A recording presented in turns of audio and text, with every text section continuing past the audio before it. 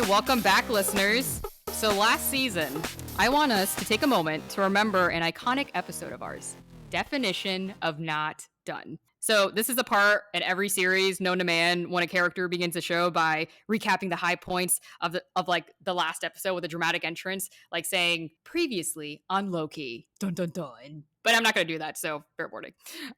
So we talked about the many variations of what definition of done really means in a Scrum team, right? What it means in a less model, what it means in a nexus, and the many ways work can claim to be quote unquote done, but in reality, it was waiting to be validated by the customer while sitting in an environment unacknowledged while the Scrum team moved on to their next sprint goal. So we talked about that, but what we didn't talk about was definition of ready. And like if I were to tell you that unlike definition of done, definition of ready is not prescribed in the Scrum guide or in less or in the Nexus guide. So why is it brought up so many times in Scrum? Why is it so important to understand what done looks like without inherently understanding what ready looks like? So what I will say though is that we get closer to readiness when we are able to make informed decisions, not influenced by bias or unverified assumptions. So, listeners, last season we talked about definition of not done, but this season we bring you definition of not ready with co-host MC and our newest guest speakers, Oscar Rodriquez and James Schneider. This is Agile This Week.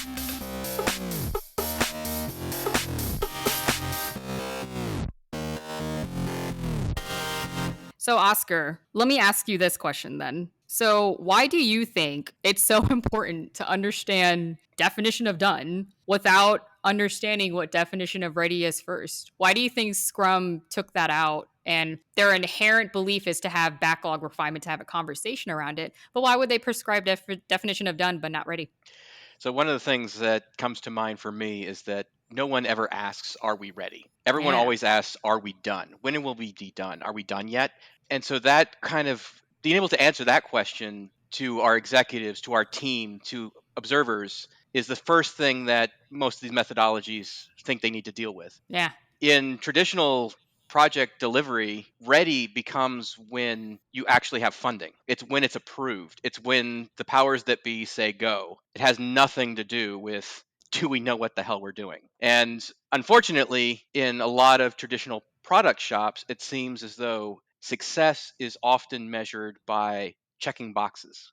Did we get started? I Do feel we have that. our charter? Did we have our vision statement? Not that anyone's looked to see if these are relevant or if it resonates or if there's a market for it. Yeah. But that's kind of in all of the work I've done with executives and teams and product delivery shops over the years. The question you always hear is, "Are we done?" Not, "Are we ready?" Oh man. And that's such a controversial topic too, because why fast forward to work that is done if you didn't even plan to succeed to begin with? That's my thing. Okay, I'm going to quote Benjamin Franklin. You either plan to succeed or you plan to fail, buddy. Okay, so you define what success and failure is. But James, I'm going to ask you the same question. Why do you think that's the case? I don't think there's a whole lot that I could add to what Oscar said, except that it's easier to see when something's done than to see when it's ready or to know when it's ready. Yeah. And it makes me think about I guess the way Steve Jobs puts it, like customers don't really know what they want until you show them. So we harp on work that is done that we can actually show versus speaking to it ideology.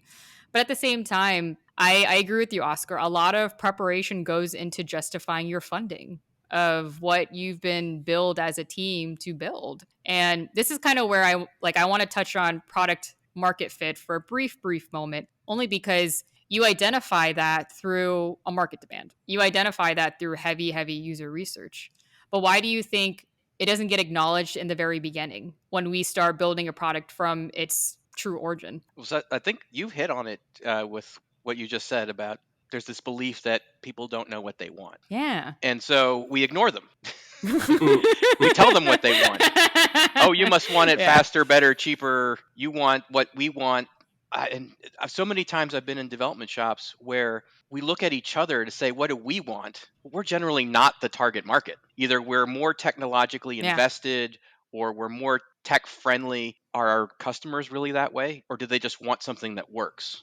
They don't care what the technology underpinnings are or what it looks like or if it's flashy. They just want it to work. But a lot of Mm-hmm. times that's just left out. Yeah. I like that you bring up sometimes when we're in teams, we literally just look at each other like, are we building this right?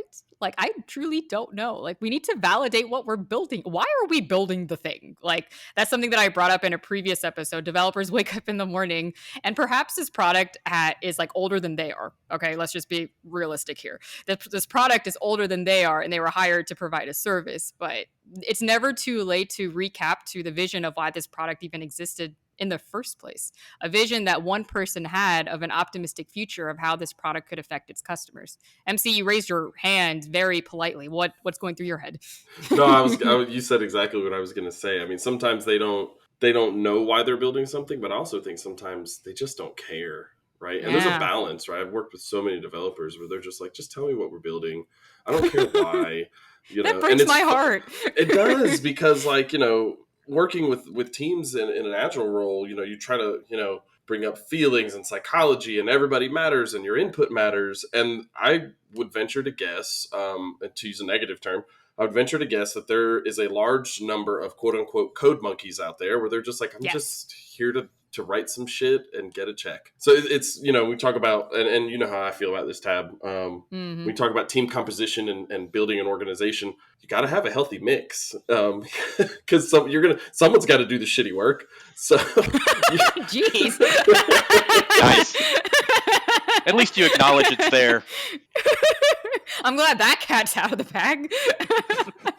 Yeah, I completely agree with you. Like it is a balance. And I mean, obviously we don't want to overwhelm the developer with expectations that we should be having of the product owner. And essentially the guidance that we're hoping on, that we're building the thing that's been validated with a demand by a mass population of users. And that brings me to my next point. So, James, I want to ask you specifically this. So, what happens when we assume demand for a product or even a feature from a stakeholder or a sponsor without validating it from a mass population of users when it comes down to who's paying for the capital of the product? What has been your experience with that? All right, before I answer that, I do want to touch back on vision since you brought it up. I don't want to give it from Yes. the product owner perspective because Uh-huh. I want to challenge MC on something. Now, I know this is not always going to be the case, but Oh boy. so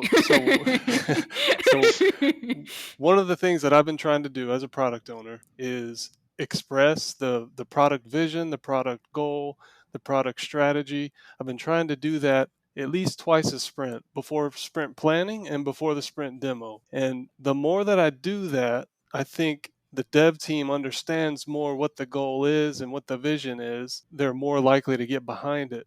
And at the same time, if we do it every single sprint, then we can refine the vision and say, well, this changed, because we know how fast information technology can change and we know how fast the market can change. So I think that could help. But what you described was also true. There's some people that just want to code, they don't really care why. They don't care. Mm-mm. And they will let you know about it too. Dude, like, just tell me what I got to do. Like, I'm just trying to be a team player. I think I want to retract my previous statement. No. So I do think there are people like that do exist. But what I will say, and I think I came off a little harsh, I think of an overwhelming majority will get behind the product to some degree, care about it, right? I mean, there's always everyone's worked with a few developers that it's like, yo, it's 12 o'clock, everyone's taking lunch, what are you doing? I'm close to figuring this out, right? And they wind up working through lunch, right? Or staying late or working on the weekend, whatever, right? And they choose to do that. They should never be asked to do it. But those are the folks that they have bought into the vision. They understand what they're trying to build. They like legitimately care. I think there's a good sized subset of those people out there as well. So not all developers hate the product. I like how you walked that back. I know he was very diplomatic about that. Bravo, sir. Bravo. See, I'd even double down on it. I'd say that it's absolutely the case what you said earlier before you retracted your statement, but that it's not that people are born that way. We make them that way because, as James said, like, James is doing the right thing, making sure people understand what it is we're doing and why we're doing it. If we don't have that, just period, people will stop caring because they don't know why they're doing what they're doing, and my leadership doesn't bother to tell me. Yeah. And that becomes really dangerous when you don't know why you're doing what you're doing in the team.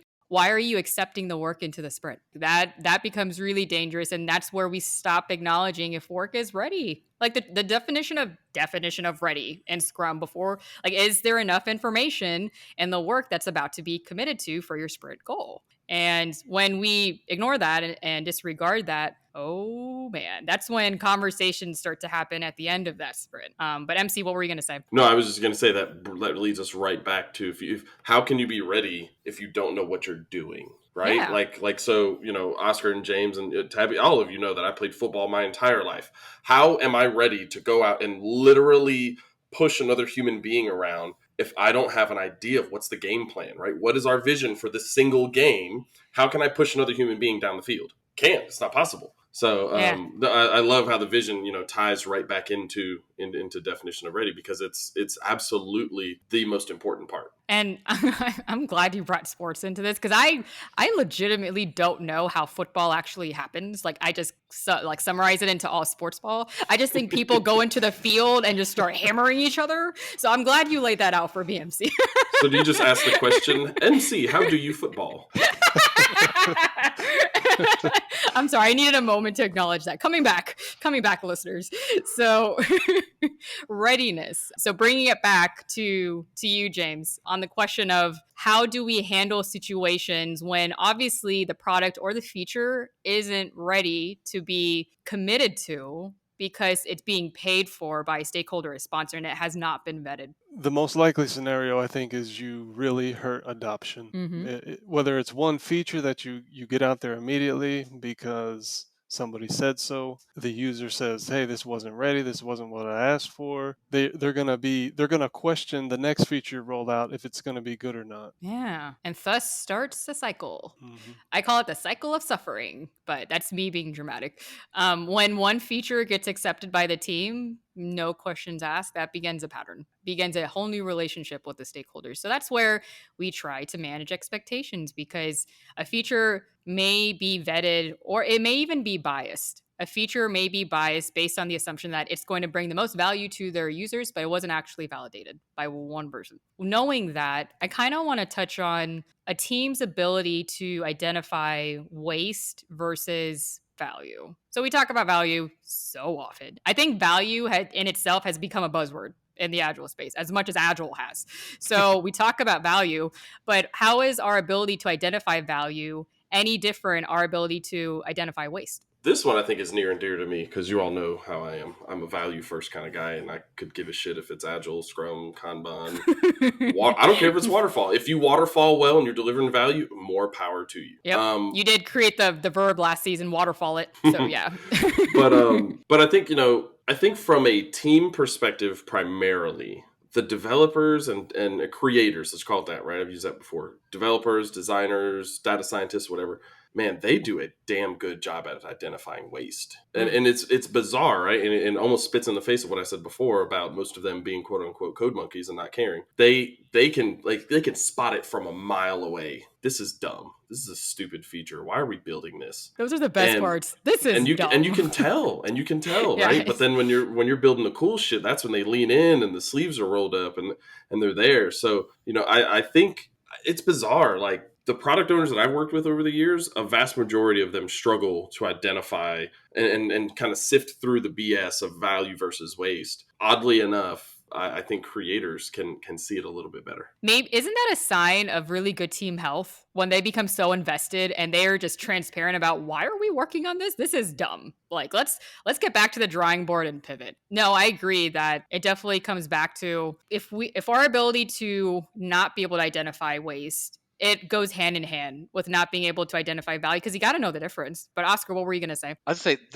from my perspective, there is a very distinct difference between being able to identify and being able to being able to communicate upwards that there's waste. Because I would agree with MC that I think the creators are really good at sniffing the BS. They know what they shouldn't be doing, what they should be doing. But are they empowered to say that? If they're not, they're gonna revert into being code monkeys. They're gonna get their paycheck. I'll move on to the next company. when this one goes under, or I get sick of this one. But And it always happens. it goes back to Oh, like man. empowerment. It goes back to what James was talking about understanding what it is they're doing. But if there's no buy-in, there's no empowerment, then why should I bother telling anybody that there's waste? Yeah. I'm sorry. I'm just gonna acknowledge how depressing that is for a developer. Like you don't say anything when you see waste because there's no point because no one's going to acknowledge it. Like even Yep. if you say something, that's so depressing. So listeners, if you're doing that, stop. Cool. Yeah, so I was going to say, let me get up on my soapbox real quick, because and this is what I tell. This is how I approach working. Right, clocking in on for the 9 to 5. If I wake up, and I hope anybody who listens to this hears this, and this makes you think. If I wake up and I'm like, I don't want to go to work today, not because I'm being lazy or I'd rather play video games or whatever, but if I like legit don't want to do this job because of the job, it's time to find a new fucking job. Like I grew up watching family go to a job they hated every day. I ain't gonna do that shit. It's not happening. Find a new job and hate your job. And I'll get off All my right. soapbox. MC for the people. Vote for MC. I completely agree, MC. Our hours are too valuable to be wasted in a job that we don't feel passionate about. But also, it's probably a job that we have gone through and we have done our due diligence, and it's time to be ready for another job. See what I did there? So something that I want to touch on when I experience like teams are completely open to going in a rut. Like it's just like humans go through a rut, teams go through a rut. It's just human nature, right? So when we lose our way in the path of what we're trying to learn from what we're building, sometimes the first experiment that we commit to doesn't end up being 2 sprints, it ends up being like 6. So fast forward to sprint 5 and you're kind of losing your direction of, are we completely positive that we're going to be able to measure what we're trying to learn from this first experiment? So my thought process goes, honestly, this is going to sound pretty cheesy, but I'm going to go back to the vision, because 6 sprints, if you do the math, that's 12 weeks. So that's a long time to not know why you're building the thing. So let's go back to the product vision. And my intent is to create or help the creation of a vision that makes sense to the team, not just words on a Word document that sounds good to stakeholders. Okay, I'm going to call this shit out. So words that illustrate a future that you hope to create with your product. That's what I believe a vision is supposed to illustrate, that any person could just read it and understand why you're building this product, who's it for, and what kind of future are you creating from it? Why is it unique? Why is it competitive? All those good things. So I come back to that, and that actually happened to me today with a team that it's kind of a passion project of mine. There was a moment of introspection that I shared with them, and I didn't understand how this was going to impact the direction of what we're building with this video game. Yeah, we're building a video game, and I had to go back to the vision just to readdress my intent of why we pursued this in the first place. So to bring it back to the vision, and what does the vision mean to you all when you create it for the first time? So James, you mentioned that you wholeheartedly speak to your product vision at least once a sprint, maybe twice a sprint. What does it mean to you when you share that with the team? How do they respond? In the very beginning, I don't think they understood it very well, and it's that just falls back on me. It means I didn't explain it well enough, but it's much like you described, Tabby. And if you can have some kind of emotional appeal in there, that really helps. It's you have to remember that your roadmap and your product strategy are what you do so you can reach that vision. When you explain that they're all tied together, even though they're different, I think that really helps. Big time. And I'm glad you brought that up. Like, I think in the lean startup, Eric Ries kind of stacks it in a way. Most of the product pyramids that I've seen, it's the inverse. Like, product is the biggest part of the pyramid, then it's the strategy, then it's the vision up top. I absolutely think it's the inverse. Despite what you build, your product vision should be a good bit of that pyramid. Like, in fact, the most part of that pyramid. Then your strategy, then your product. And knowing that, because you give yourself and your team the ability to pivot or persevere, which brings me to my next topic. So when it comes to understanding build, measure, learn, what happens when we fail to know when to pivot or persevere? When we continue building the thing and we just never pivot? that's something I want to ask you all in this call. Like, when you've built a product for so long, isn't it kind of suspect? You've built it for at least 6 months or a year and you haven't pivoted from your existing assumptions that we're validating. When what did we actually learn from a year of building a product and not being able to speak to it? But we've invested so much money into it. We can't look Oh at my it. God, I knew you were going to say that. We can't go back. We spent so much damn money. My God, like, give the money back. Keep moving That's my forward. answer. Damn the Anyway, go on. torpedoes. That- That's the I sunk mean, cost fallacy. exactly. I mean, Yeah. and MC knows this is my soapbox, is when I get on about Oh, this, let's the hear sunk it. cost Yes. fallacy, because it's constant, and it goes back to, we always look to the person with the funding that tells us we were ready to go and that we know where we're going. One of the things James said, which I think was very enlightened, when we tell people what we're building, what our vision is, and they don't understand it, it's our fault, not theirs. If we think it's the person we're explaining it to's fault, that's where we get into the trouble of damn the torpedoes, full speed ahead. Nobody will ever look and see, well, what am I missing? What am I not explaining right? Am I explaining it right? And it just is not hitting home. I've seen so many projects where they're successfully completed. And we worked in very similar large corporations, and I'm sure you've seen it a ton yourself. Because we completed all the project management checkboxes, the project was successful. The product is successful. We don't Lies. care Got to what the have user says. Lies. And we got to have a nice big party, and we had a potluck when we were done, and somebody got a bonus. Hey man, I like food. Somebody got a bonus and a promotion. Oh my God. And then what happens 6 to 8 months later, Oscar? There's a new project to undo or redo or reinvent what we just celebrated. Oh my God, you're living in a fallacy. It is like a scene from Inception. Job security. Oh man. I was gonna say, there's a very like jaded part of me that thinks like some people do this shit on purpose just to keep a job. Another depressing point. Get out, please. But yeah, I definitely agree. Like, that, it comes to funding. Like, we've paid so much for such a long period of time. We can't go back now. We want a return on what we paid for. But I think a lot of folks, they get this vision in mind. This is what I'm going to build, and as soon as they come to a realization of, oh, what I'm building might not be what I should build, and they either keep pushing, right, sunk cost fallacy, or they just have this thing in their mind where they're like, well, I can't build something else because I said I was going to build this. Just go after no one cares. Go after the value. Who cares what the output is as long as you get the value? But the funding was approved for this other thing. We can't spend it over here where there's more value. You know how much Sneak it paperwork in. there is to get it moved? So this is a great story because it happened at a large company, which this is rarely the case.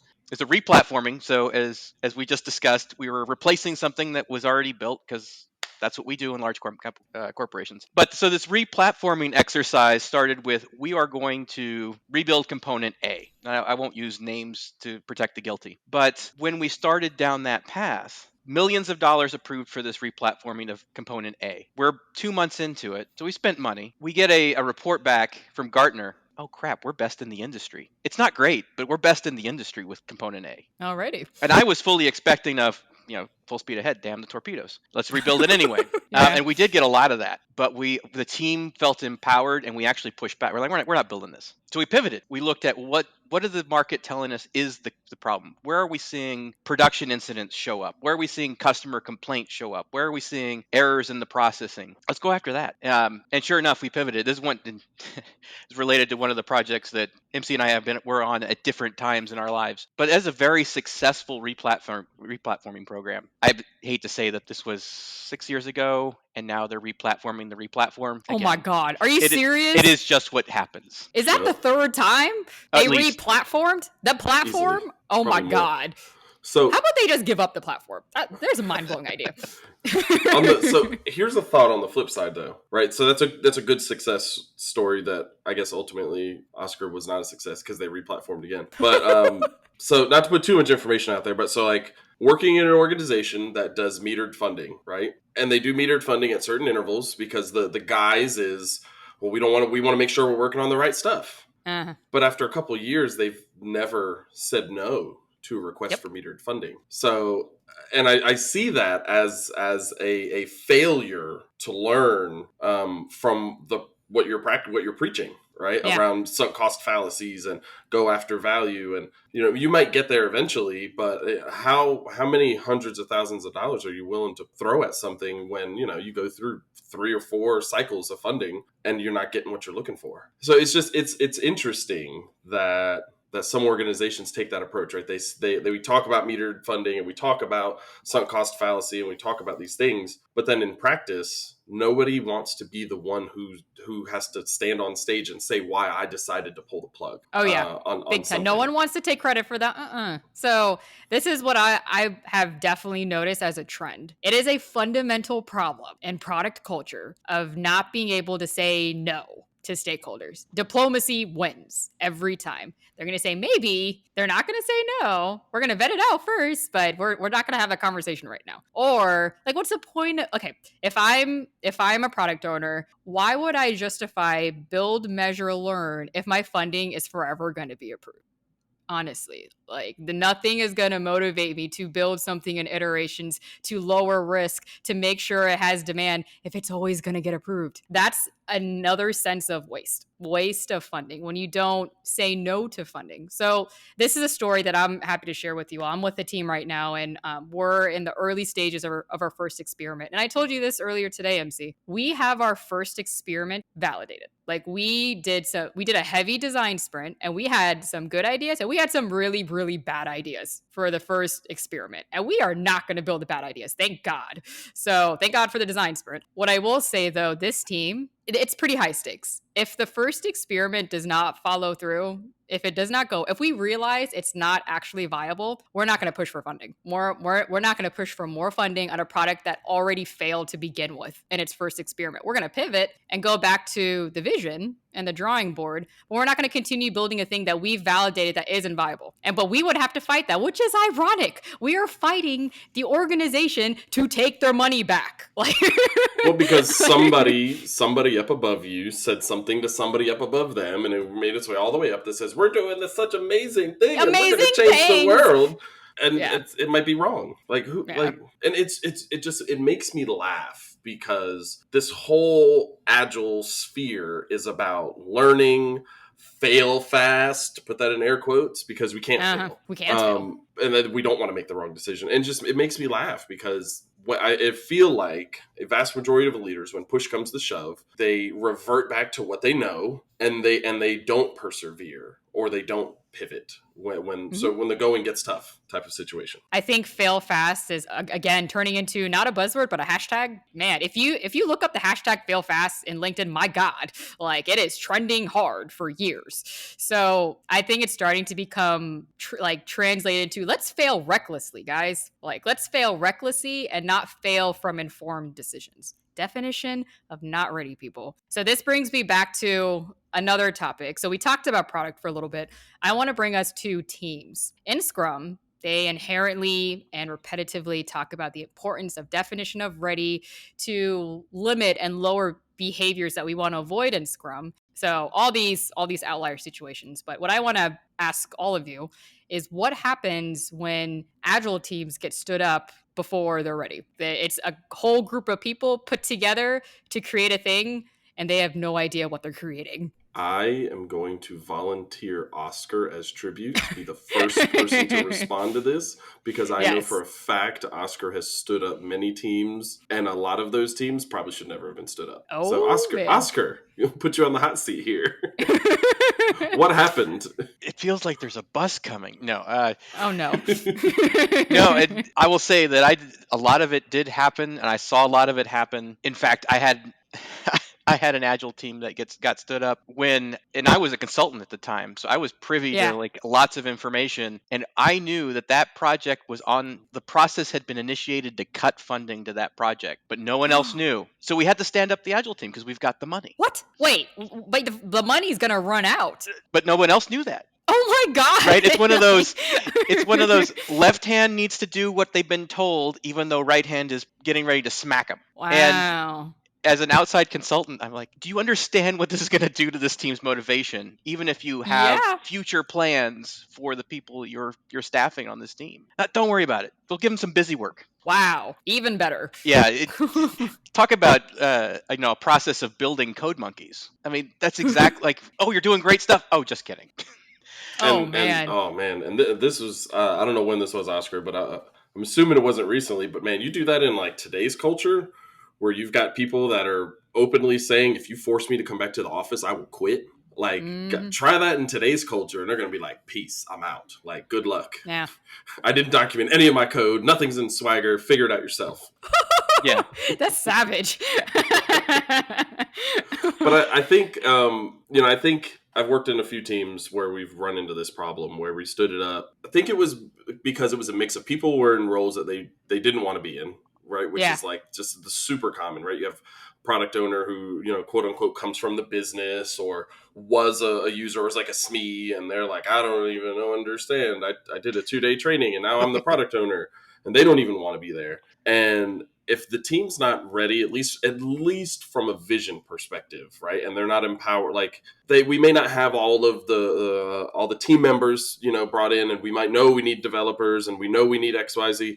But if you could put a few folks together and at least say, guys, this is what I'm chartering you to do, and I'm trusting you to figure it out. Like, if you can't at least give them that, then you can't knowingly stand them up. And, at least in Oscar's case, make sure they have funding. If you can't do those things, don't even do it. Like, oh man. And throw in, and I know we're going to talk about agile transformations and org level readiness in a little bit, but if you're in the midst of that and you Yeah. slap a team together, right? Oh, good luck. I mean, that stuff spreads like wildfire. Like, man, did you hear what this dumbass executive over here did? And then, Oh, man. next thing you know, everyone hates Agile, as if they don't Yep, already. Agile's a problem. Yep, I it's hate all Agile. I hate Agile. It's all Agile's fault. As you were telling that story, MC, I was actually inherently looking at like James' face because James is from the business side and he is an OG as a PO of his domain. Like, he stood up to the plate as a PO for his business side.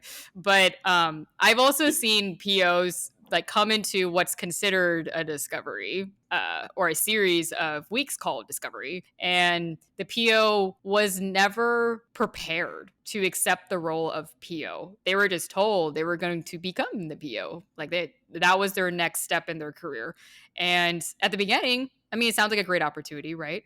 But I would want to make a more informed decision to be ready to say yes or no to that opportunity. But again, that goes into readiness, ties a lot into making informed decisions and our ability to know when we have just enough information. So again, that's preached all day, every day in Scrum, having just enough information to determine if you're ready to commit to the work at the beginning of your sprint, before the sprint starts. So that brings me back to the next topic. What happens, like, this is like the most common scenario in any Agile team. Any new Agile teams that are being stood up, they are going to go through this, like, no matter what. It's like an inevitable doom. But what happens when the team essentially accepts work into the sprint and it's not ready? Or even specifically, if I were to illustrate it better, a user story that says user story and I got accepted into the sprint. Just don't do it. Just don't do it. Like, there's a small percentage of a chance that you might actually be doing something useful, but a much larger percentage that you're going to have to redo it, or you're just creating tech debt for yourself, and you take the pressure off the product owners of the world to get their shit done. Get it ready. It's garbage in, garbage out. At Garbage that point. in, garbage out. I agree. I gotta say though, when I saw that in the sprint, I died. Like, I was dying laughing. Like, I really had to contain myself because we claimed to have been ready at the beginning of the sprint, and then when the sprint started, that showed up at it. I thought it was a prank. Someone just put in a user story named user story into the sprint, and there was nothing in it, like nothing at all. And just, yeah, I was dying like when I saw that, and it was very obvious in the daily stand-up because I pretty much laugh my feelings on my sleeve. But essentially, that's why Scrum like talks about it so much. Now, what I did read up on, the reason definition of ready is not prescribed in a lot of the Scrum material, whether it's a Scrum guide, Nexus guide, or in less. The reason they don't prescribe it is because very easily for teams that aren't mature Agile teams, the definition of ready becomes this stopgate. before you are welcome to add work into the sprint. And the team commits to the sprint goal, right? They commit to essentially what's planned out for this sprint and the sprint goal that was defined by the PO. But you think about that, and when you have a stop, when you have a checklist that you have to meet called the definition of ready, how much harder does that make to bring in work? So that's why in the article that I was reading by scrum.org, the reason they didn't prescribe it is because they'd much rather have the team have a conversation and backlog refinement. So backlog refinement, again, isn't a required event in Scrum, but is actively recommended to actively have as an activity, not as an event. But in Nexus, I will argue, and unless it is a required event, like it's a huge thing because you got to coordinate with multiple teams. How can it be recommended but not required? And everyone looking at it can say, if you don't do this, you're going to fuck up. Like, Yeah, that's stupid. Yeah, like it's not required, but they want you to have the conversation. So, but definition of done, like that is like prescribed to a T. So that's when I saw that, I'm like, why is that? Yeah, I was So, to say the definition of done's a checklist. To me, the biggest difference is the definition of done is holding the development team accountable or the creators accountable. The definition of ready is holding the business and the product owner accountable, who often hold the purse strings, and they don't want to be held accountable. We're bringing the money. Nope. And this leads me all the way back to the Agile Manifesto, right? Somebody said it recently. I don't remember who was talking about it, but they were like, man, I feel like they need to go back and update the manifesto because it was written from the perspective of we're trying to find better ways to write software. So having a definition of done should in some way, shape, or form ensure that whatever you've written, it might not be right, might not be the right value, but it will be better, testable, all that stuff. It'll be you'll have a better output. It still might not be right. And I call BS that we don't hold anyone but the code monkeys accountable for doing their work. And definition of ready, like with a lot of the stuff in the backlog, the contributions to the backlog is definitely open to the team. Essentially, it is a responsibility of the collective team. But yeah, like I totally agree. We need to like hit up JJ and Jeff Sutherland and be like, yo, why aren't the POs held accountable definition of ready? But the team is like held accountable definition of done. Let's have this conversation right now. Let's refine it. But anyway, I probably wouldn't say it like that. But they're probably going to hear this. Who knows? So what are your thoughts, James, since you are a PO in this conversation? No, I really like the idea of, because I haven't thought about it from the perspective that Oscar brought up, and MC also touched on it, whereas definition of done, you are holding the dev team accountable, but definition of ready would be the place or could be the place where you're holding the business side or the PO accountable. So I haven't thought about it like that because I look at the PO and the business being held accountable for the success of the product as a whole. So whereas you can't blame the dev team if people aren't using the product that you told them to build and they build it just like you said that they should build it and the user said they wanted it. But I really like that idea of definition of ready holding the business side accountable. It's almost like the team agreement, but a little different. And it's bizarre because I think the developers know, they should know, or they do. They know when something is like the user story says user story, right? They know when that happens. Right? I know that was a prank. They were totally messing with me, but whatever. But like they can tell, right, when it's a half-baked idea. But I think just organizationally, we've got to get to this place where we can say, hey, you developer, like call bullshit on it. Don't rely on your Scrum Master to do it, because that's what happens, right? They're relying on the Agilist to call bullshit.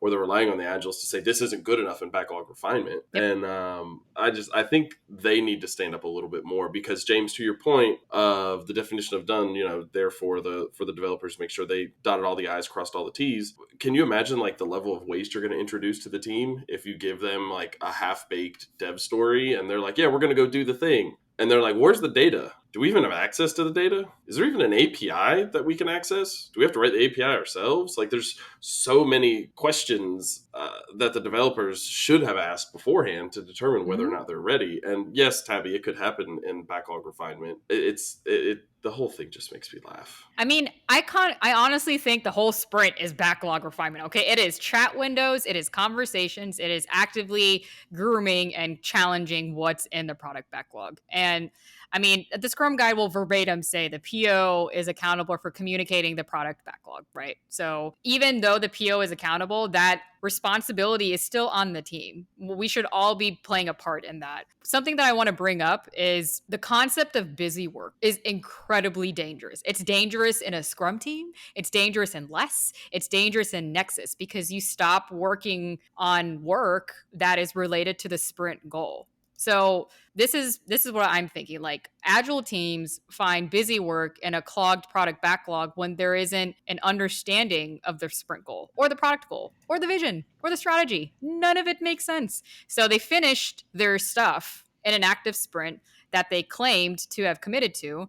They don't help the rest of the work that remains in the sprint because either someone already claimed it or they'll figure it out. I'm going to go look at the backlog and see what else there is for me to do. Yeah, and I probably the last thing we need to say on this topic is that I think it's really important to understand and have those consequences upfront, predefined in your team agreements. One of the most successful things I've seen is an agreement where if the product owner is not ready and the backlog is not ready for sprint, then it's the team has the ability to slot in tech debt remediation, and they get control of the content of the sprint. Because one of the things I've often seen is the pushback of, well, we need to be utilized. The team can't be sitting idle, or what you said, Tabby. They'll go find stuff in the backlog to try and fill the space. But if we agreed upon that in advance, fine. We know we have tech debt. We always have tech debt that we can remediate. We can always do, better testing framework or better unit testing. It's our time. If product owner, you're not ready, it's our time as a development team to figure out how we're getting better so that we can deliver faster or not faster, but better in the future. Right. And that's something that's actively spoken to in Nexus. Like there is this thing called scrumbling, and it's a weird term because you basically stop. Like the entire Nexus stops what they're doing because they were not able to deliver the integrated increment in their last Nexus review. So they stop, like all the teams stop, and we heavily inspect and adapt our current processes, our current frameworks to see what happened and really do a root cause analysis. And I know that's spoken to in Nexus, but that should be like an all-around Scrum thing. You know what I mean? Like product owners are human. James, you're a human being, so I'm speaking for you right now. Readiness is not an expectation at all times. So if the PO doesn't feel ready, let's say like the product backlog has gotten out of control, we as a team have not been doing our due diligence by declining waste. Let's scrumble for a sprint. This sprint, developers, you take in technical debt. We're going to scrumble. We're going to reevaluate our current process. We're going to reevaluate where we left off on our current experiment and what we're trying to learn from our current hypothesis. And the PO and the product backlog, they're going to take time to build up that readiness again. But those are my thoughts. I want to touch on one more thing you said, Tabby. I just want to add a little bit more detail. You talked about accountability and responsibility. So ultimately, the PO should be accountable and is accountable for the backlog being ready, being refined. But it is appropriate to delegate sometimes, depending on how technical the story is and whether how technical the PO is, or even if the PO is very technical, maybe has been a software engineer, has been a developer, maybe not, maybe has other experience, it doesn't necessarily mean you need to write all the details of those technical stories. You leave it up to the dev team. Accountable, but not always responsible. Exactly. And I like using those terms intentionally because accountability and responsibility get used interchangeably all the time. The responsibility can most definitely be shared. The accountability does come to the PO, but delegation is so important because, okay, we expect already enough out of you POs. Like, let's make this a team effort. But something that I want to bring up with definition of ready is that we talk about readiness from a sprint perspective. We talk about readiness from the initial launch of a product. But something that I think gets overlooked many, many times is the checks and balances that come out of definition of ready. It's an agreement, essentially. It's an agreement by the team. It's an agreement between the PO, the product, and the team, right? But when you have those, like without having those checks and balances, the entire Agile team could potentially welcome active assumptions and active biases around ideas and features. And that's when we start to drift from build, measure, learn. And as an example, this is something that's welcomed in Agile, but I try to tread lightly because we all have the capacity to come up with ideas, but sometimes some ideas are pretty bad. Okay, I like to put that out there, and not all ideas are good. So and so developer brings this mind-blowing idea into backlog refinement. Like, would it be possible if we did this? okay, treading lightly, developer, what is your thought process behind that idea? Let's go through a few questions and seeing how that relates to our current and future sprint goals. Let's go ahead and think about how it relates to the vision and our current strategy and our current hypothesis. Where did this idea come from? Why are you trying to pitch it to the team?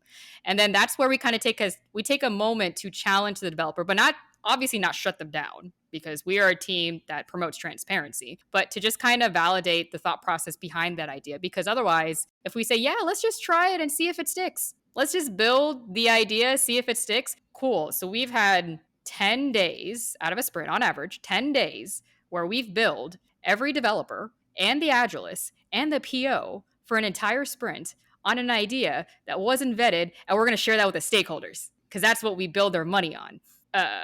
Who wants to have that conversation?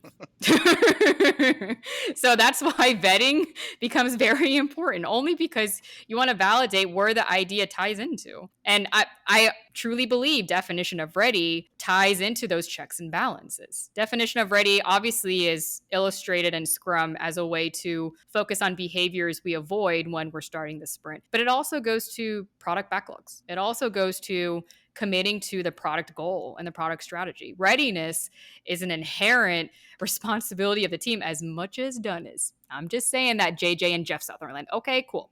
So the next topic that I want to bring up, I want us to spend some time on lean practices. So lean practices as in build, measure, learn, and the 5 lean principles that Eric Ries speaks to. I want to get everyone's thoughts on why they believe we do work in iterations. We all have a reason for it. Something that I've learned over time is that the point of doing work in iterations comes from lean practices to lower risk, to identify what we learn, and to confirm/cancel future sprint goals, because we just don't know. Like, we're not going to know if we're right about an idea in the moment that we come up with it, or we're going to know once we validate it and build it. But we do it in iterations to lower that risk. But let me open that question to you all. What are your thoughts on the importance of doing work in iterations? If you do one Agile thing, that should be the one. Small chunks in iterations. Like, if you do nothing else, if you don't have a backlog, if you don't even do sprint planning, forget the retrospective because it's just a bunch of feelings and bullshit. Felix? If you're going to do just one thing, and that was sarcasm, by the way, Dr. Evil air quotes, because the retro is my favorite. But if you're going to do just one thing, to me, that is the most important thing. Yeah. Because if you don't, you're just going to fall back to like developing until you think it's done. And then you're going to end up with like a Microsoft product. Oh man, those are fighting words. I hope Microsoft isn't going to be listening to this. But yes, the risk gets higher the longer you wait. That is just fundamentally what it's explained in lean practices. The higher you wait to validate your theory and your hypothesis, the risk goes up. So yes, do things in iterations to get enough validation to lower that risk as much as you can. What do you think, Oscar? Hallelujah.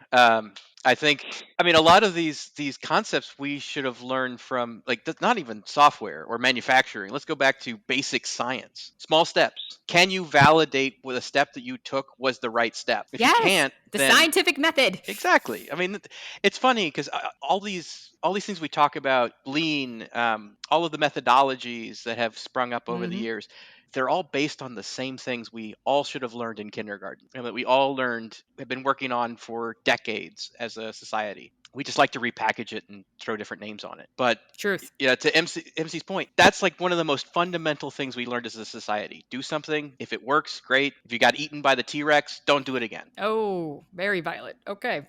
I thought of Reptar in that moment. I actually had dreams as a kid that I was going to get eaten by Reptar. It was a bad idea. But anyway. That's like I was a huge Rugrats fan. It's like the last show you should have nightmares about. I was a very odd child. I feel sorry for your childhood. So I like that you bring up science experiments, because like when I was a kid, I mean, it's still a problem now as an adult, don't get me wrong. So I would get upset because food would expire so fast in the fridge. Like, I really wanted to get some string cheese, but it went bad. So I did a science experiment on how long it takes for what is the key ingredient for food to start the decomposition process. So I tested with pasta sauce, and my theory was if I wait this amount of time at room temperature, this pasta sauce will start going bad in this amount of time because it's at room temperature versus it's in the fridge. So I put pasta sauce in like this paper cup next to my nightstand for like a week. Oh, yeah, I validated that hypothesis. And I was only 6. That's like the worst food experiment. That's like worse than that one video where they put the Big Mac in the little container and like and it's still good.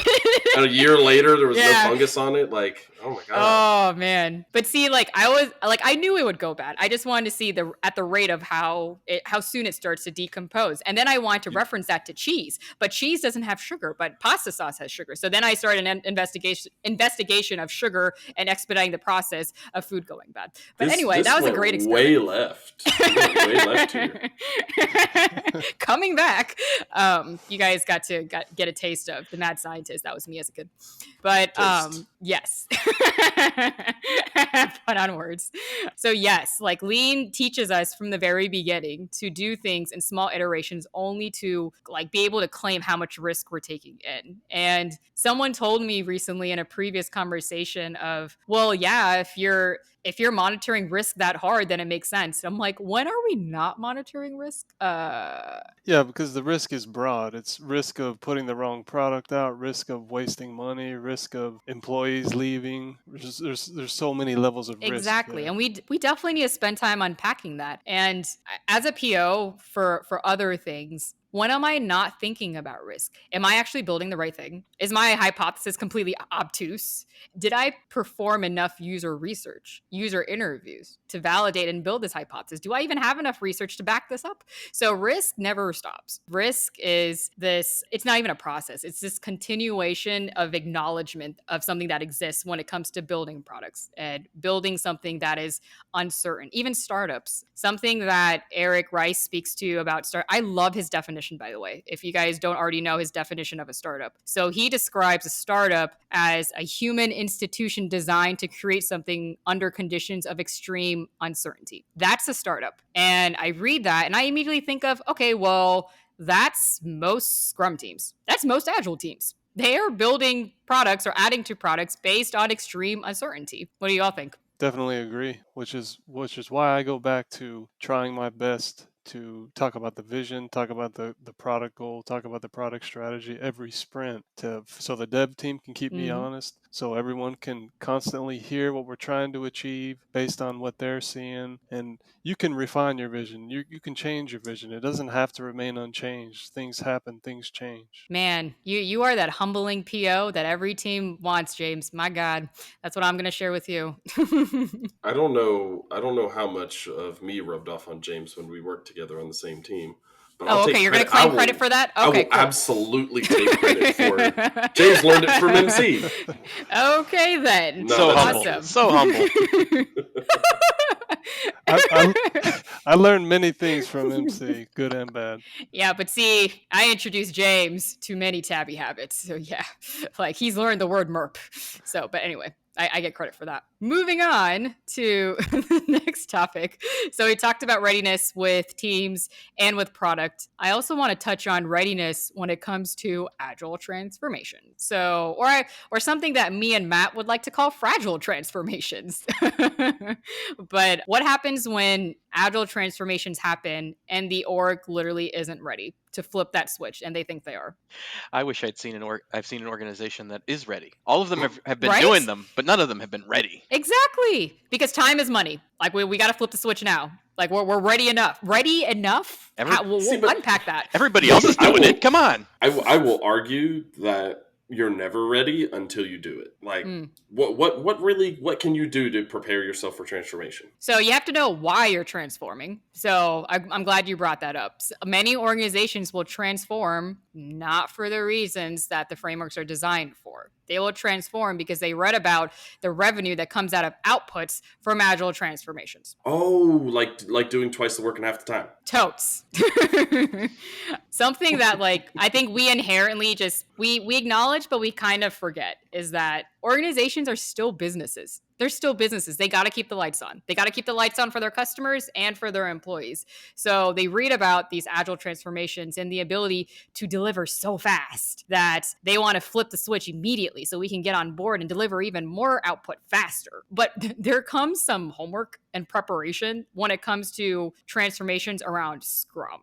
Now, I'm not going to speak to safe because, yeah, that is a different shitstorm. Okay, I'm going to avoid that can of worms right now. What I will say, like with Les and Nexus, they heavily preach about all the preparation that you need to do before you flip that switch. And some of the things that I'll touch on. So first thing, have an understanding between feature teams and component teams. And in my experience, most organizations have a shit ton of component teams. Like a team for data architecture, a team just for data, a team just for data administration, a team for integrations. So components of an infrastructure, but not actual features for an existing product. What have you all experienced? Well, it's specialization run amok, right? We think people are going to be you. more effective and efficient if we put them all together and they can talk to each other and they have a manager that may or may not understand them. Uh-huh. But again, I think it all goes back to the vision. What is it we're trying to do here? Are we trying to optimize DBAs or are we trying to deliver product to customer? Mm-hmm. I mean, I've run into this so many times. I've got a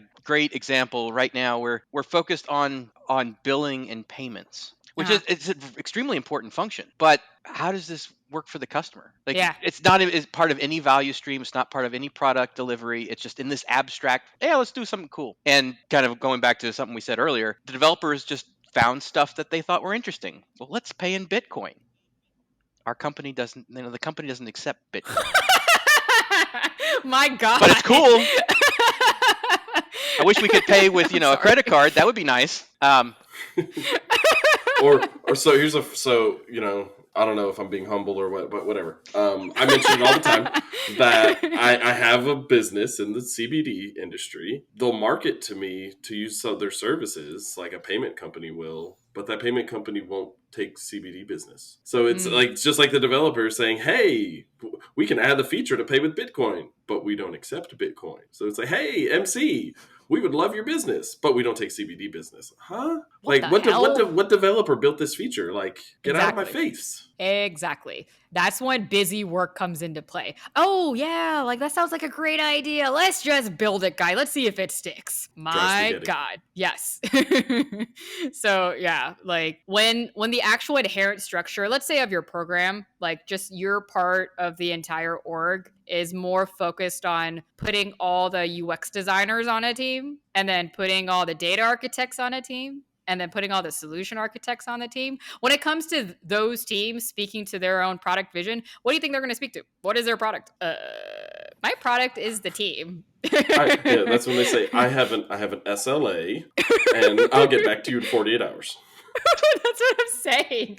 But the way the examples that they give in Les and in Nexus is they kind of speak to, it's kind of like a science fair. So if the Amazon website had a science fair for all their features, a specific less model could be just focused on the carton checkout for Amazon. That is the feature and we're gonna recruit teams just for that feature, the carton checkout. So there's going to be a group of individuals. One team is going to focus on the web version.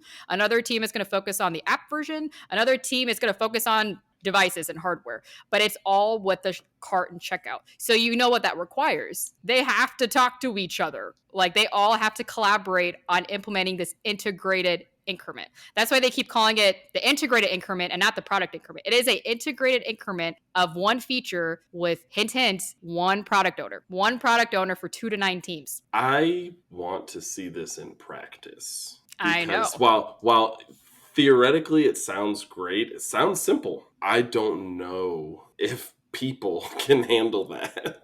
It's very extreme, and you have to, like, again, you have to be ready for that kind of environment. You have to have cross-functional developers. You can't just have a specialized developer on .NET and we're building an app for Apple products. Like, that's not how this works. Like, you got to be cross-functional. So and that's where I challenge the notion of cross-functional teams or a structure like that, because that's not how developers, and Oscar, I know you were a developer at one point, correct me if I'm wrong here. For most developers, that's not how they view themselves. Like, full stack devs are unicorns. A good yeah, that's what they look full-stack for. devs.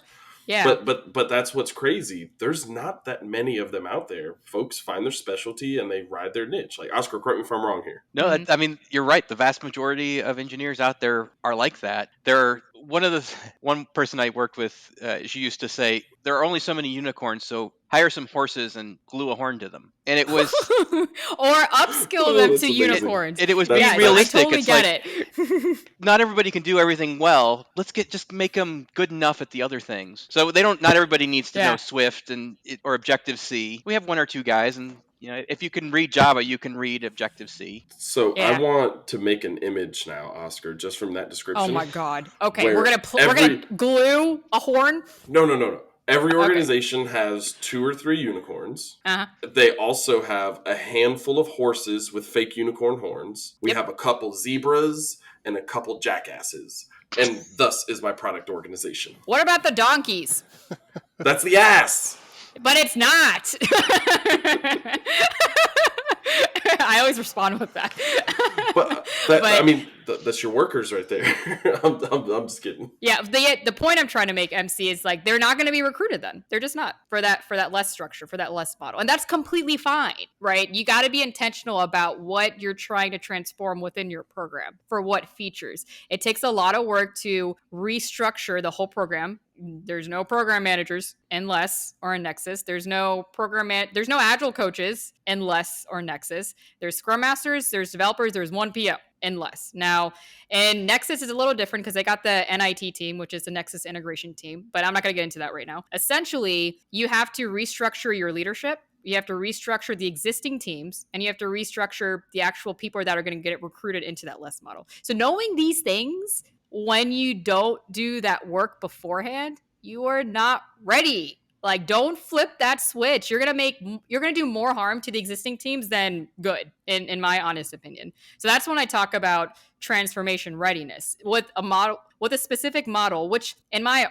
argument, most scaling frameworks are very prescriptive of what they expect as far as readiness. But don't just half-ass it, because you're not going to set yourself up for success. You are going to fail in transforming. Yeah, and I would agree with that so wholeheartedly, given every transformation I've been at the center of. It's, to steal a phrase from MC, if you can only be ready with one thing in a transformation, be ready to make decisions. Because you're going to have to restructure your organization. You're going to have to decide who you're going to hire and be pragmatic about who you cannot afford, about what methodologies you can and can't follow. If you're not ready to make those hard decisions, don't start. Don't start. Like, don't bother. Do the homework before you actually transform. That is my solid argument there. But before you say something, MC, I think James wanted to say something. Just wanted to make sure I understood you. 1 PO, 9 products? No. So 1 PO for a model that has potentially 2 to 9 teams. You weren't hoping to sleep at all, were you? Okay. Okay, 2 to 9 teams, not 2 to 9 products. I was about to say I have to see that. So 2 to 9 teams, but these are feature teams. So remember, like, these are not product teams. So the scaling actually is descaled, and the teams have to collaborate with each other to build the Less product backlog, as well as the Nexus product backlog. So it's not completely on you, but you are providing priority as the PO for 2 to 9 teams. That's why they don't recommend more than 9 teams. Even 9 teams is a lot. Like, Less harps on your ability to descale as much as possible, so you can just focus on features and not just the monolithic product to help your product owner be more successful. But that's not always the case based on the enterprise that's transforming. The intent is to not have one PO for one, like not even just one product, because in the argument that Les makes, even that's too much for a PO for one product. But if you think about that scale, you're focusing on features. You're focusing on the success of the feature that you're trying to integrate with all the teams. Again, that requires a lot of readiness. And the one thing that I didn't get a chance to bring up is infrastructure. Oh my God. If you're still doing Scrummerfall, which is what I like to call a safe, and I'm going to say that out loud. Like that's how I determine safe. So if you're still doing Scrummerfall and everyone's deploying on the same day in 3 months, dude, you are Shots not fired. ready. Yeah, you are not ready for Lesser Nexus. Figure out your infrastructure. I think the biggest important part there is some semblance of CI/CD, and I think even more important than that is some freaking automation testing. Yep. Like, particularly if you've got a user interface, like have some automated testing on your user interface and make it real. No, none of this, Oscar, I think you're going to cringe when I say this. We haven't had this conversation. I worked at an organization I was consulting for a couple of years ago. And when my team came in to help, be a shot in the arm to help them get over the hump, we jumped into the automation testing to add our tests, and we saw some things like if 1 = 1, test equals pass. And like our jaws hit the floor. Coverage complete. They were in 100% code coverage, all the tests passed. Or they were doing some ridiculous stuff around, 30% of the tests failed. Let's just rerun them and some of them will pass again. And I'm like, what? What kind of an infrastructure? Like, this isn't even a real test if you just rerun it and it passed. So to me, if you're gonna go for a transformation and you're gonna try to move fast, you have to have some infrastructure around your testing, because that's gonna be the number one thing that bites you in the ass, because you're gonna move so fast from one iteration to the next, and then the bugs start coming in, and that's when everybody throws their hands up. What do? I got bugs. We didn't commit to bugs this sprint. What happens now? I think that's one of the most important parts. I know what happens now. You got your resume ready. I mean, realistic, like in the barnyard you were creating, those are the sheep, right? They've met the definition. The story said 100% code coverage with test passing. They gave it to you. Oh my God. I met the definition of done. What's your problem? You didn't. It was the product owner's problem for not specifying it right. Oh my God. For not specifying quality. Specificity. Anyway, I completely agree. And like even beyond automation, just think about a situation where your ability to rapidly release, it's going to take you 3 weeks. That's how long it takes you right now to release to prod. So just because you transform to less or a Nexus doesn't mean that goes away. Like you're just going to be in a model that's going to hold up even more people now because you haven't deployed your work. In an ideal world with less, teams should be deploying whenever they want, and they're just deploying to get it out there to that's already tested because it's been tested through automation. They should be deploying whenever they can, as soon as they can. And if that's not currently in preparation to work towards as an organization, why are you trying to transform? You are not ready. You are not ready. Determine readiness. That's something that I want to touch on with agile transformations is quite honestly, all I hear about is painful, fragile transformations. I am waiting for the day that someone tells me a glorious success story of a transformation,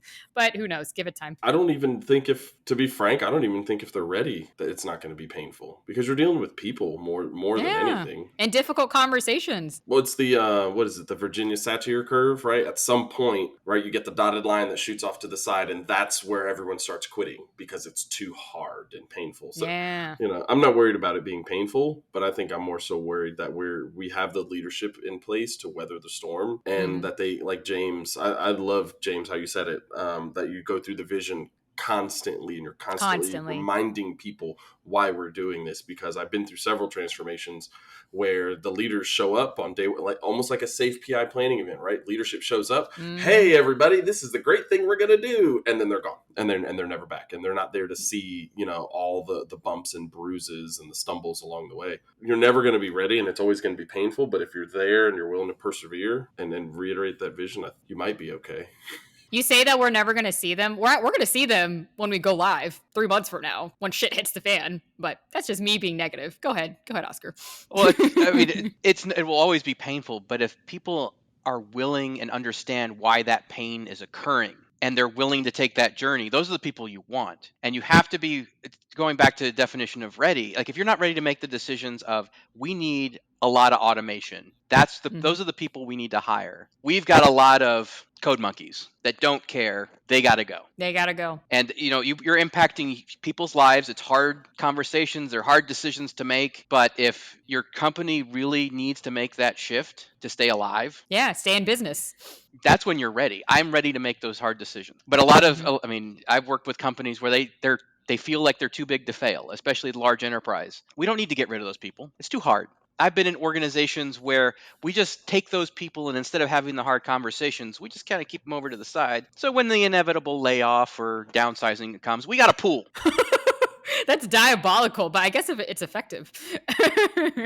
Or I heard something last week that just literally petrified me. The first transformation that I went through, there's probably about 6 or 7 people still there that were a part of it, and we're all messaging and catching up. And I said, so what's the status of this, right? All the product owners for the longest weren't very good. So what, have the product owners gotten better? Oh, we don't have product owners anymore. And I was like, what? What? What are you doing now? Oh, our scrum masters are now project managers, and they do everything the product owners did, plus the scrum masters. And I was like, so who's helping them? They just meet directly with the business. And I was like, so you guys reversed your transformation? And keep in mind, this was 7 years ago when we started this transformation. So I'm like, in 7 years, you've completely gone back to what it was. Like, well, we still have teams and we still kind of work in 2-week iterations. I'm just like, oh my God.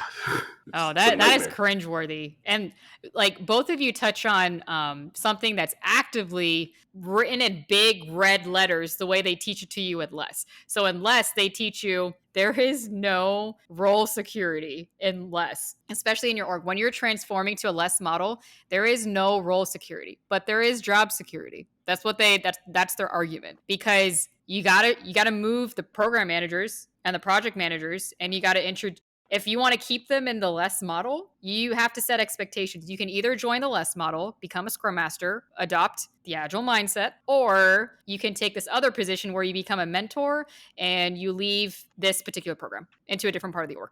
So I guess good leadership is trying to give you options, but that's not always the case. Leadership will just transform and shove you into a role that you didn't have consent on. But that's the dark side of transformation. But unless they talk actively about, for leaders specifically, to give your people options so that they can make the decision to be in the Less structure or not. Because that really is success, when you decide to be a part of something that is going to have pain points in its own transformation. But that's what I think about when it comes to readiness and Agile transformations. I know we're about to wrap for time. I got one more question for you all, and then we're going to wrap. So we're going to talk about market readiness and all these interesting products that have been released in the past decade, and they just did not stick because they were not ready for the market at all. And MC, you immediately started laughing, so you go right ahead. I have a product that I thought was a cool idea, but it literally fell flat on its face, and it was Google Glass. I don't even know how many years ago that was. I mean, 7 to 10 years ago, right? They were looking at this, and I'm like, man, this is super cool. But I don't think the market was ready for it. Whether it was the interface, how do you control it, whatever it may be. But I feel like they didn't do their user research. Right? They didn't focus on usability, and thus adoption was low. Very similarly to like 3D TVs, right? 3D TVs were all the rage like 5 years ago. Everyone wanted everyone was selling a 3D TV, but nobody wanted it. Because they didn't do their research, right? They didn't figure out, is the market ready for something like this? Are they ready to change? And I think you can see there's so many products in the world that were these small iterative changes that they're viewed as being super innovative, right? I know people put Apple on the pedestal for innovation, and the iPod was one of the biggest innovations they did. But if you really like step back and look at it, was it that innovative? Like, you went from, a cassette deck in your car. I don't know if you had those, Oscar, just dating you here. You had the cassette deck in the car. You had the boom box. That was a low blow, man. Like, but you had all you had the Walkman that played the cassette. Then you had the Walkman that played the CD. And then you had an iPod. Like, it was a natural iterative product evolution. So it wasn't that innovative, but the people were ready for it. They were like, hey, do you want to run with your music and your CD doesn't skip every 5 seconds? Here you go. Oscar, you were about to say something. Well, those are really two, I think, really interesting examples. Because if we look at like the iPod and what eventually became the iPhone, that was an evolution of the Newton. And the Newton failed because the market wasn't there, the technology wasn't there. It wasn't a part of a nice evolution like you just described, right? It was this disruptive, what do we do with this thing? Exactly. And eventually, Palm Pilot became really successful, and then the iPhone. Yeah, I'm dating myself here. But also, Google was I don't even know what a Newton is. I'm like, I read about the Newton. Are we talking about one of Newton's laws, or No, not that outdated, buddy. That's mean. That's just real mean. Oh man, Oscar knows I love him. But I think the Google Glass one was also an interesting one that you bring up, because I think the market might have been ready, but because they didn't understand their customers, they didn't understand the market. No, they didn't understand the need. Because they marketed it as everyone needs one of these things. They're awesome. If you don't have one, you're not a good person, more or less. Yeah. And the people that adopted them were these rich early adopters, technologists with too much money. I mean, it even coined the term glass hole, because you had these people walking around with glass on and acting superior. And so like they couldn't even pivot with the technology because it got such a bad reputation for the people that it did appeal to. And they over-engineered the shit out of it. It did so much shit, okay? Like, it was very hard to keep up on what they were trying to deliver. But sorry, I interrupted you. No, because, Apple's is in the process of trying to figure out how to release one. And they are being very cautious because of what happened to Google. They understand people's privacy issues and so how do we do that and have cameras in our glasses without causing privacy issues? They're trying to understand the market before they release their product. Exactly. And I mean, they're trying to become ready to respond to a market demand. Readiness, people. Like, let's not just pull a Google and just put it out there and see if it sticks. Okay, it didn't work. I mean, when you got Google money, you can afford to do that, I guess. Yeah, but look at the user retention, the glass holes, as Oscar puts it. So everybody knows Google's business model isn't selling products; it's getting your data. So they're okay over there. I'm pretty sure Google searches are pretty high up there still. Oh man, but no, I love that example because it was so short-lived. Maybe, I mean, the market response could be potentially different now. I can't speak for the market back then because I only saw it released for a brief moment, and a handful of my crew bought it, and to this day they still don't use it. Like, it was like a fun niche thing to buy at the time. But my argument is VR. Okay. And I was talking to MC about this earlier today. Like, VR has been around for the longest time, and it's kind of transcend into like this clunky wired avatar looking person. Like, if you got a green screen behind you, you look like you're on the set of Avatar. You got so many wires hooked up to you trying to do VR. But now with the release of Oculus with Facebook, now Facebook obviously has their own motives behind creating the Oculus. They are very data heavy and they are data mongrels, but they responded to a market demand. VR. For us gamers that are out there, we are over looking at a TV screen or looking at our monitor to game. We want to be in the game. Like, we want virtual reality. And pretty soon, I was telling MC this, like, our future is meeting people in VR, meeting people that don't even live in local areas in VR, meeting someone at overseas in VR. And that's where it gets real creepy. But honestly, I'm just being a realist. Like, I think that's our future. I feel like the old guy who's screaming at you to get off my lawn right now. No, hard pass. Oh man, but anyway, that's us geeking out. What are your thoughts, James? I feel like you're the voice of reason out of all of us, to be honest. Well, there's not one product that comes to mind that went to market and it wasn't ready. There's one that's been hyped that was expected to be at the market more now, and that's self-driving cars, autonomous vehicles. And I feel like we're still a ways away before that happens. Could be years, could be decades.